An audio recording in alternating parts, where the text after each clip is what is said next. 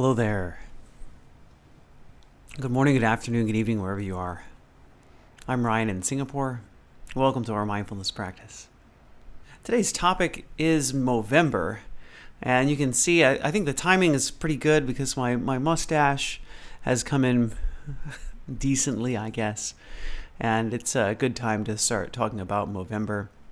Movember is traditionally the month of November that some men will grow mustaches to bring awareness to men's health issues. And originally it was started out as being aware of prostate cancer and testicular cancer, but has kind of moved into a little bit about mental health as well.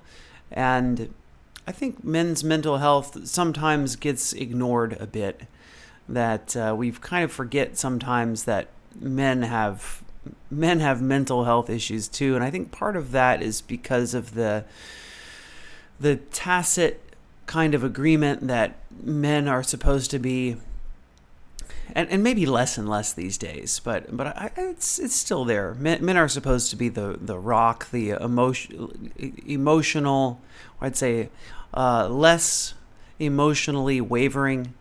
And I think, men and women have, of course, there are societal differences. I think that's one of the things that we notice the most. And there are obviously some physical differences as well.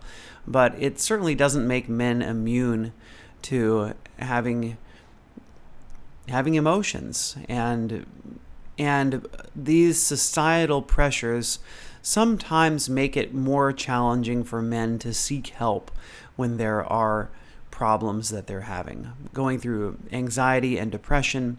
And I want to reflect back on a year ago. I do remember talking about this a year ago and getting some pushback from a few people kind of saying, well, what about women's mental health?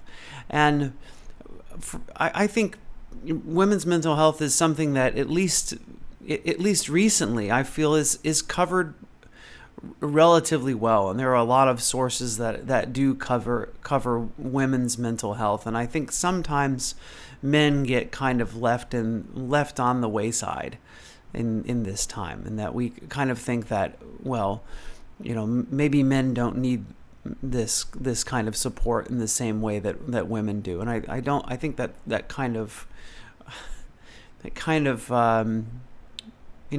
robs us of this awareness that this issue exists there for men as well. And so I certainly don't want to downplay women's mental health issues or women's health issues in general.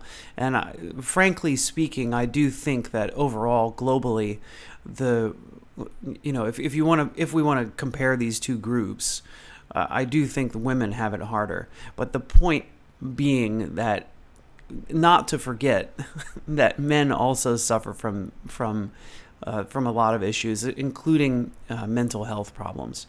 And one of the things I also wanted to bring up today was the rates of mental health problems. And one of them that it's a good indicator of issues would be suicide rate. And men's suicide rate is about 3.8 times higher than that of women. And that's significant, right? That's nearly 4-to-1, this ratio. And so that's certainly a good indicator that a lot of men are having problems with their lives. And so what's at the root of it? Well, one of them is societally what the expectations of men are. And I guess I wanted to say another thing that makes this really real for me is that a close friend of mine about 2 years ago took his own life. And it was and it was one of those things that it hadn't it wasn't obvious to me that was what was going to happen. And I knew I had lunch with him not too long before, and I knew he was unhappy, but I just didn't know it was that severe. And so this it kind of reminds me that we don't know the circumstances that someone else is in, and that's another, one of the practices that I encourage you to do, that I try to do for myself, is to silently offer loving kindness to every single person that you see when you're aware and when you remember to do it. When you see somebody else, wherever they are, I hope this person is happy. Just that intention alone can, believe it or not, have an impact on people around you. Just smiling at somebody else who looks like they're having a bad day. We don't know. We don't know the effect of the small things that we do. You'll never really see the end of the ripples of the kindness or unkindness. What are the final consequences of your actions? So, know that you can have an impact, even if it's something that seems relatively small. And Sybil shares, my husband has had depression on and off clinical for 35 years. It's very real for me. And thanks, Sybil, for sharing. And I know, Sybil, you've been part of this live group and this practice, and you've been coming for years. And I know that. And thanks for sharing it again.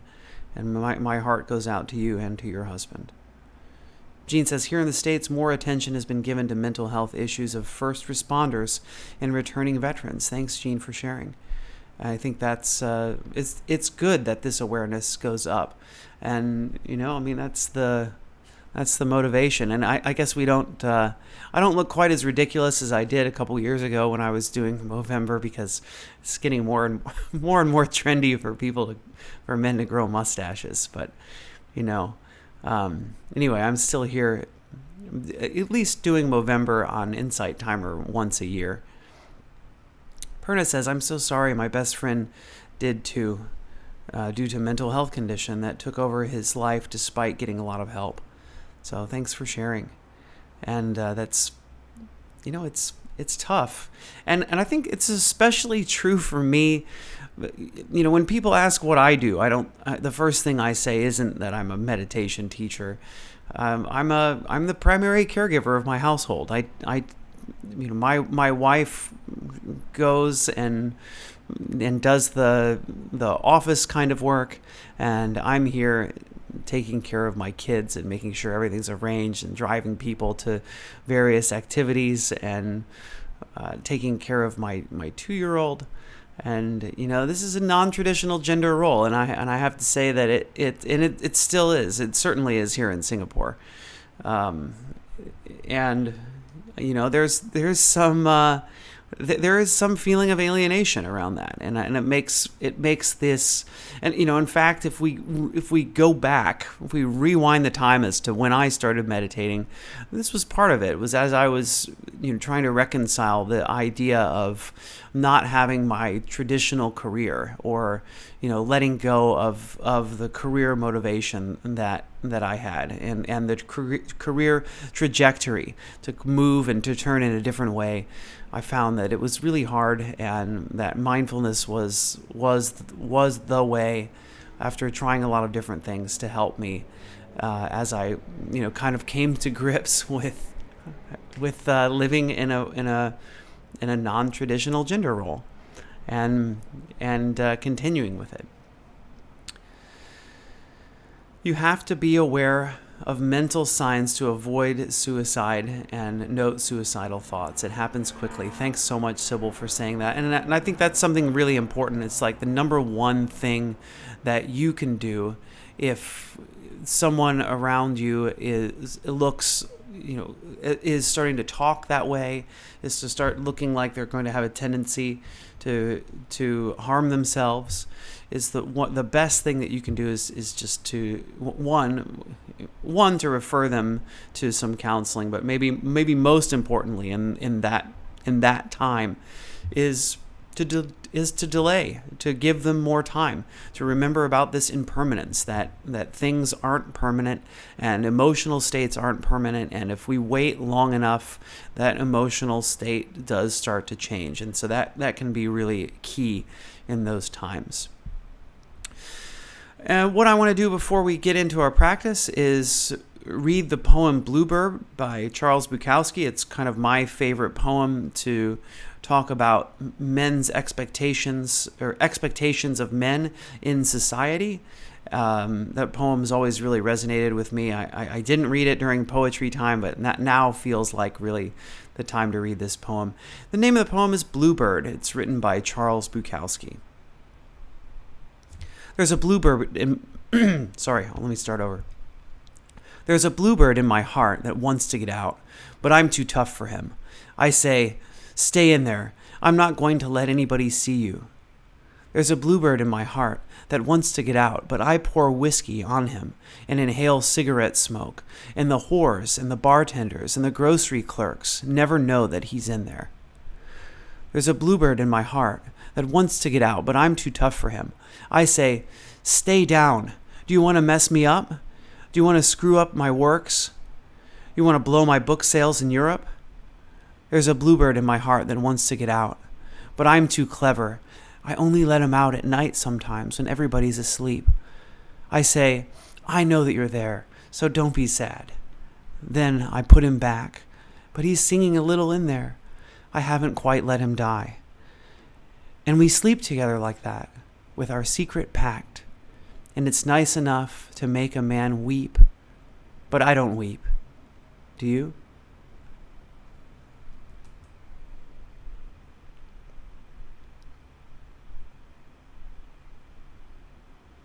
Okay, let's get into our practice.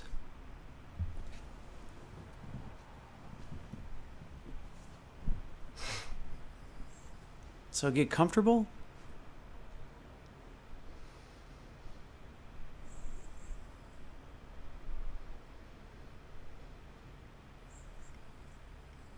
Today we're going to do a little bit of loving kindness and compassion. But let's start working on our mindfulness.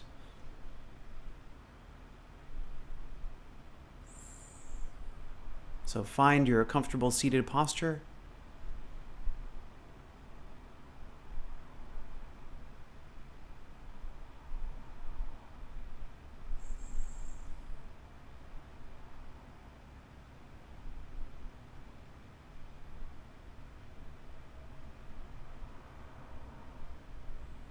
Check into the body.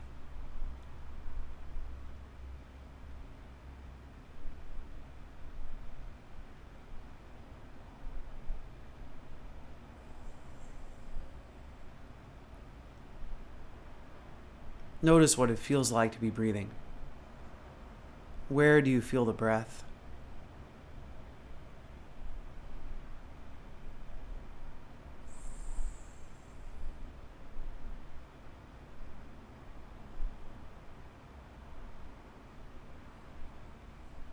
And each time I meditate, I kind of trying to notice where the breath comes out most apparently for me. And usually wherever I notice it first, that's where I stick with for my practice. And today I'm noticing it at my belly. I'm noticing my belly expanding as I breathe in, contracting as I breathe out.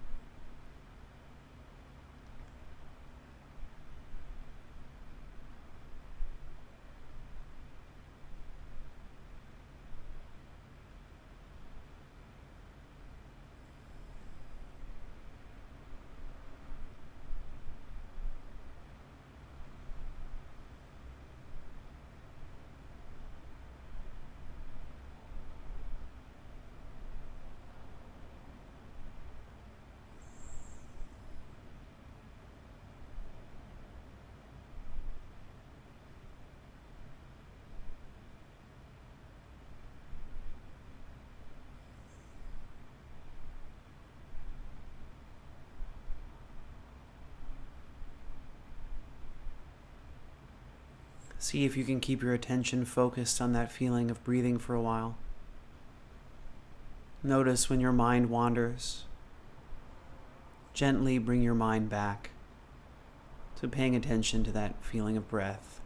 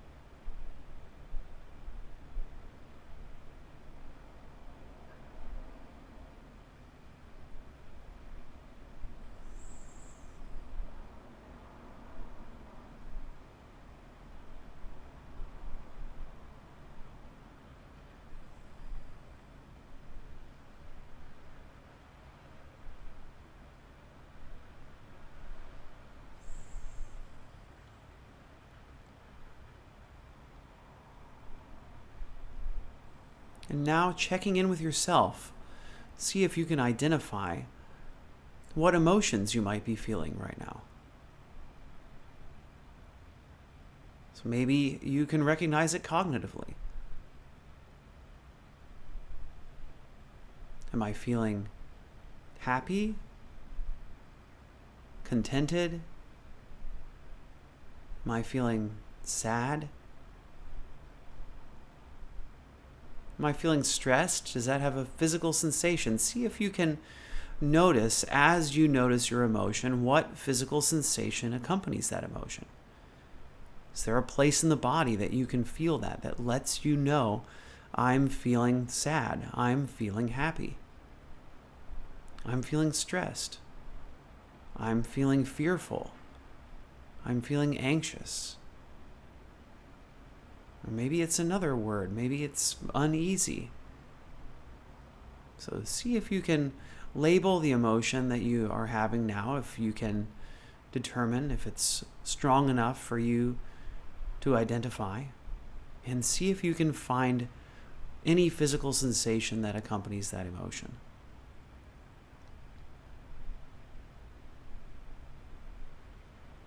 And typically those physical manifestations of emotions will show up in the chest and in the belly. Sometimes we notice the pattern of breathing changing. Tension in the face, tension in the shoulders.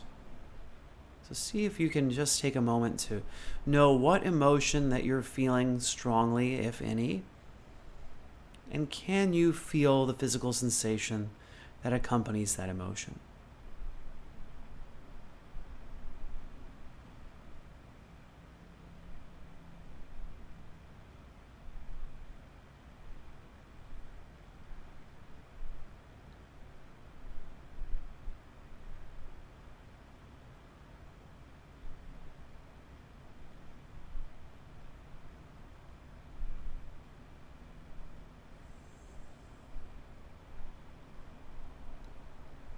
And there's a possibility that continued awareness of breath may begin to soften the emotion.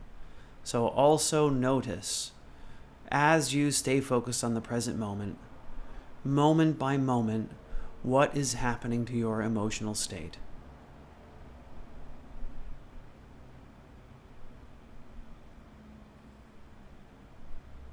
And even though I said it's possible it may soften, understand the opposite is also true. It's possible the emotion becomes more intense. So your job here in this moment, in this meditation, is only to be aware of what's going on.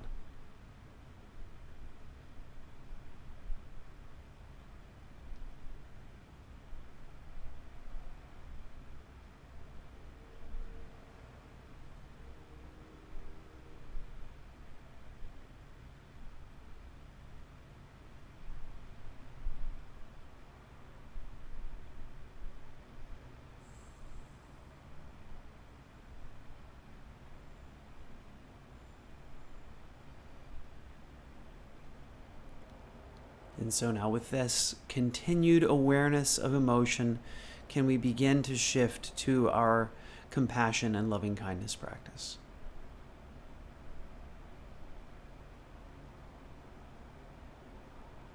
So as we are aware of our bodies, maybe aware of our sense of self, whatever that is for you,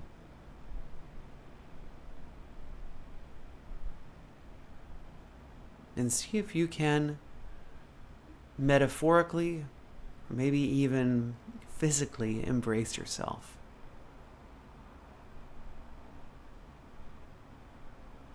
Offer to yourself unconditional love. Maybe even say to yourself, I love you right now just the way you are. That you don't have to be any different from how you are.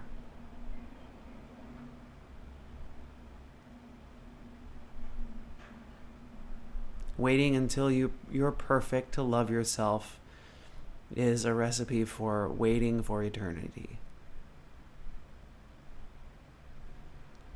Can you be loving to yourself in this perfectly imperfect state.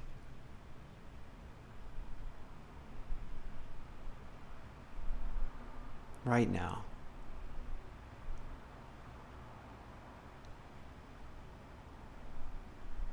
And if you like, offering some words of kindness to yourself, especially if you find it particularly hard to offer loving kindness to yourself.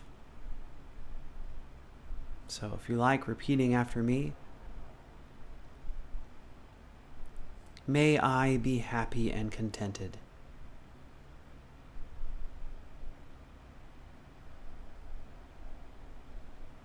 May I be happy and contented.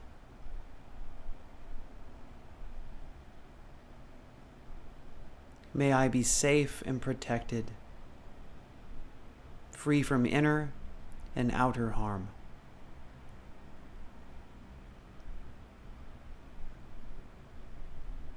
May I be healthy and whole to whatever degree possible.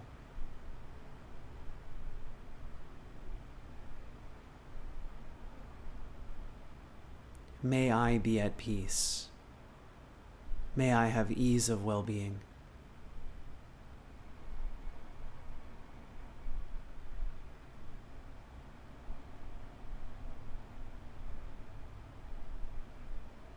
Know that no matter what, you can always be loved by yourself.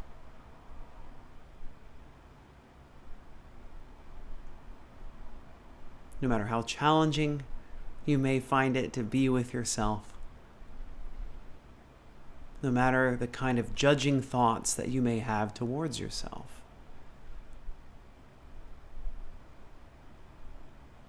know that that person giving those judging thoughts, or those judging thoughts,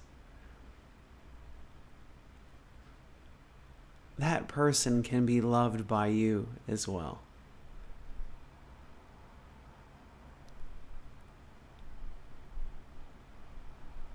This practice is so interesting.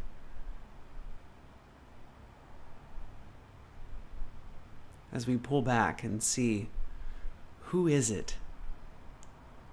Who is it that's offering these words? Who is it that's receiving these words?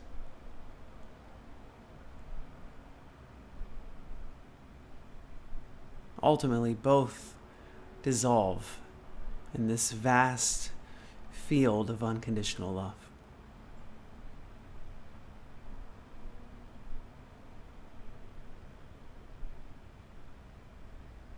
And so now, is it possible just to reach out, not too far, just a little bit close, bringing into mind a good friend,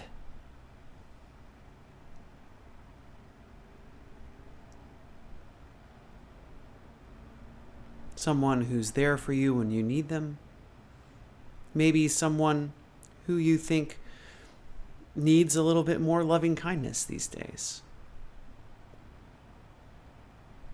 Allow that person's image to solidify in your mind. Maybe you can even imagine, if you like, that that person is here in this room sitting across from you.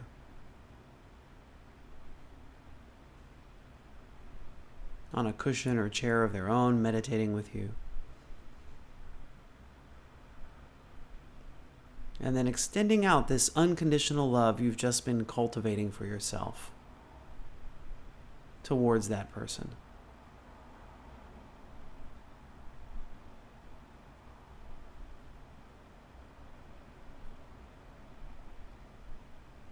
To wish that they know that they also are loved.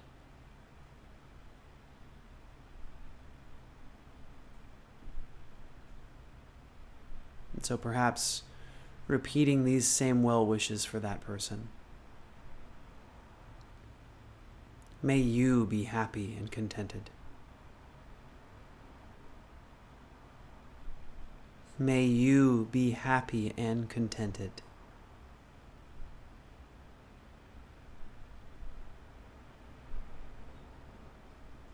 May you be safe and protected, free from inner and outer harm.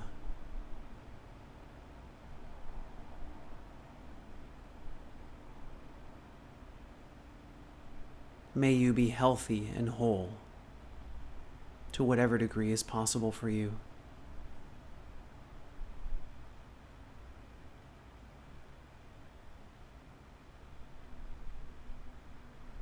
May you be at peace. May you have ease of well-being.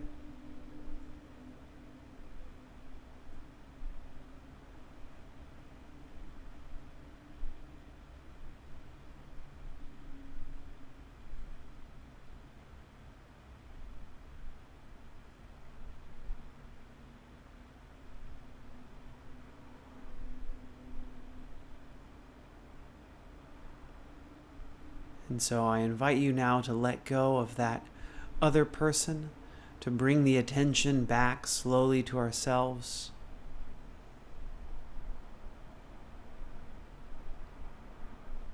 To this physical awareness of our bodies, to the sensations of emotions, to the feeling of the breath.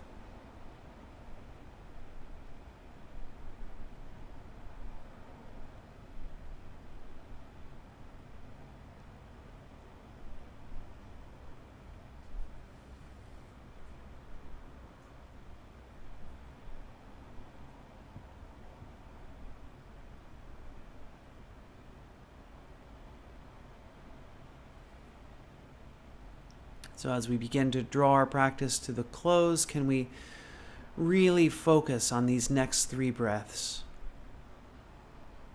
Focus fully on the feeling of the inhalation, the exhalation.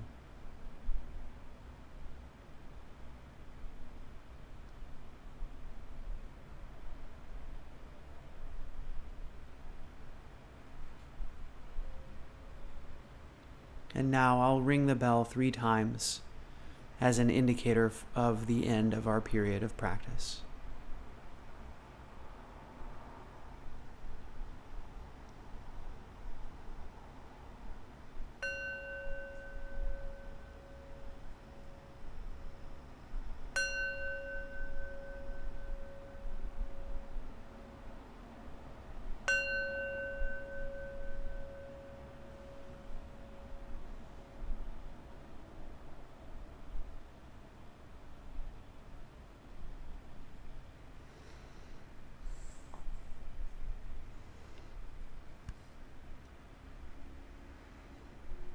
Thanks everyone for taking this time to practice together. And although our period of formal practice is done, our period of informal practice can continue. So, that's the goal of our practice. At least it is for me, to keep tuning in, to be aware of my physical manifestations of emotions in my day-to-day life. So can I recognize, oh, hey, wait a minute, that's the feeling of anger. Hey, that's the feeling of sadness. That's the feeling of anxiety. This is the feeling of happiness.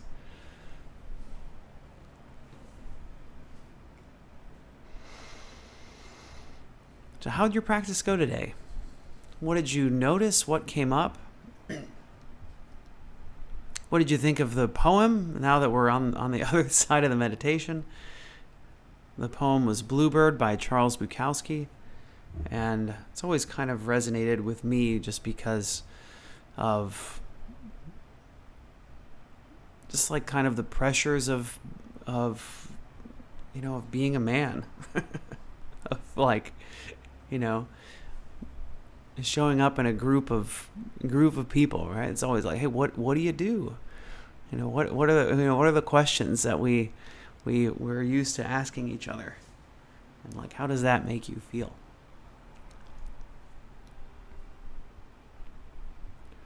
Jean says, while focusing on the emotion in my body, I breathed into the area, and my brain began thinking about the steps I could take to lessen the emotion. Thanks, Jean, for sharing.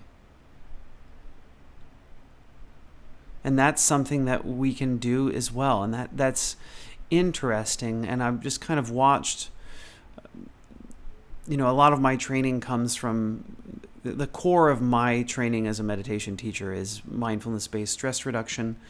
And I just remember John Kabat-Zinn talking about how the guidance of meditation has morphed over time. There was one point in time where there was a imagining of breathing going into various areas of the body, and there, that can really be helpful if that works for you, to imagine that your breath can go, breathe in through your mouth and your nose, and that the breath goes all the way down into your right foot.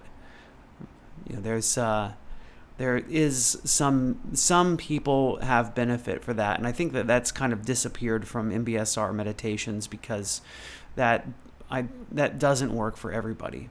But thanks, Jean, for sharing. I'm happy that this works for you, and I think that it can work for a lot of people too. Cecilia says, this was very helpful today. Thank you. Thanks, Cecilia, for being here.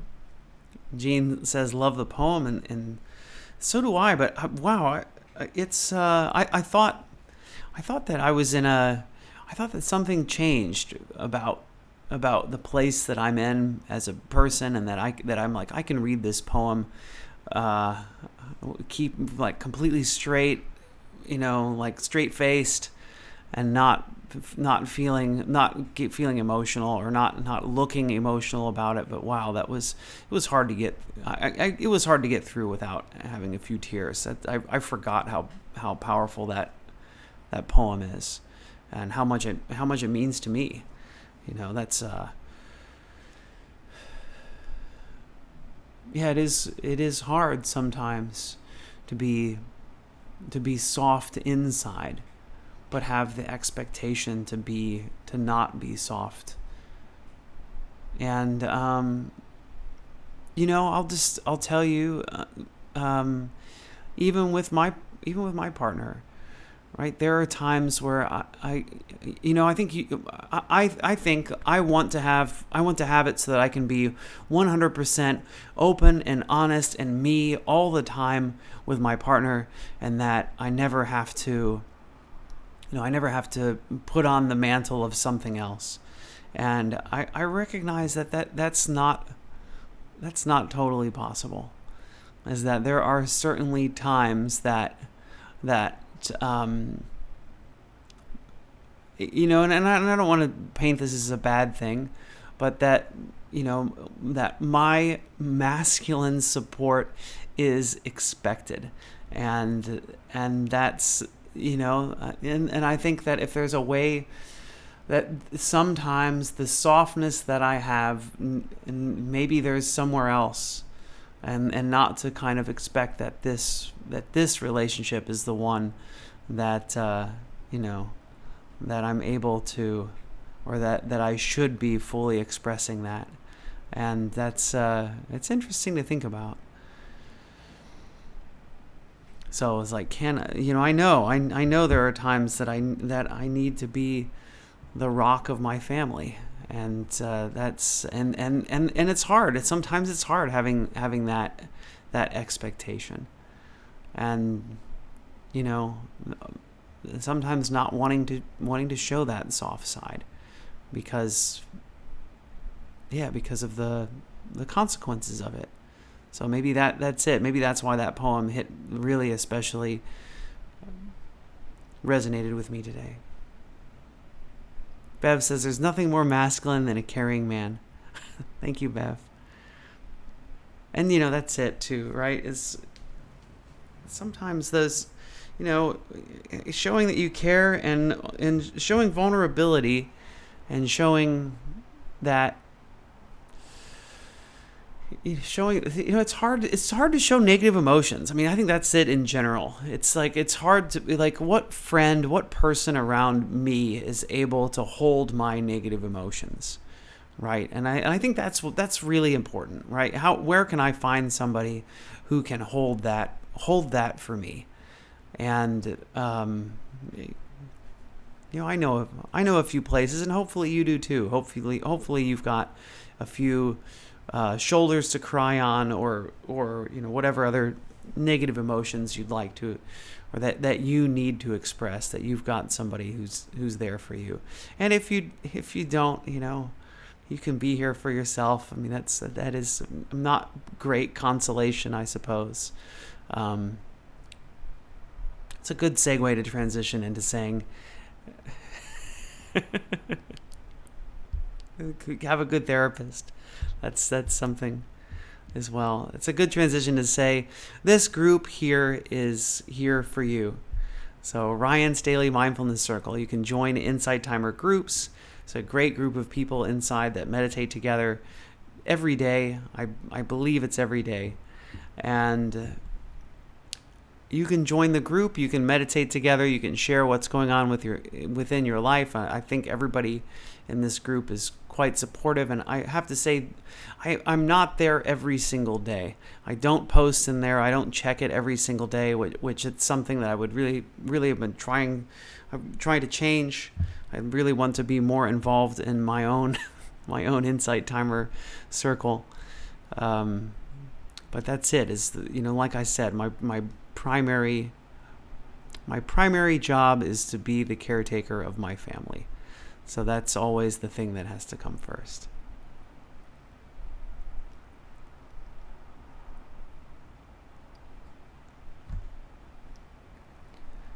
It's a MDMR technique for some emotions. Thanks, Gene. Cece was saying, my adult son was talking to me about his feelings about a close friend with mental health issues. His friend is becoming angry and isolating himself. Yeah, and that can be scary when that happens, and knowing how to be there. Sometimes just sending a message, calling and checking in, and just saying that you're there can be really, really helpful in those times.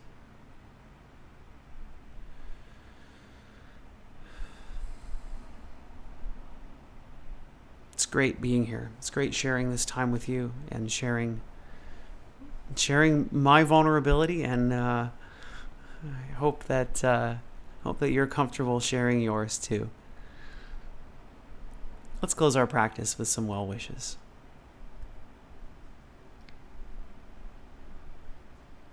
May I be happy and peaceful. May everyone watching, listening, wherever you are, I wish you all happiness and peace. And may all sentient life around the world, throughout the universe, wherever it may be, I wish for all beings happiness and peace.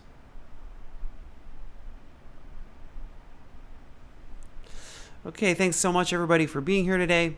Next time, we'll talk about nourishing versus depleting. So as we look at our lives, we see different things we do. Is this thing nourishing? Is this thing depleting? What do these labels mean? So I'll be back in 47 and a half hours to chat more with you. Wish you all the best. Have a great day or evening wherever you are, and I'll see you again soon. Bye-bye.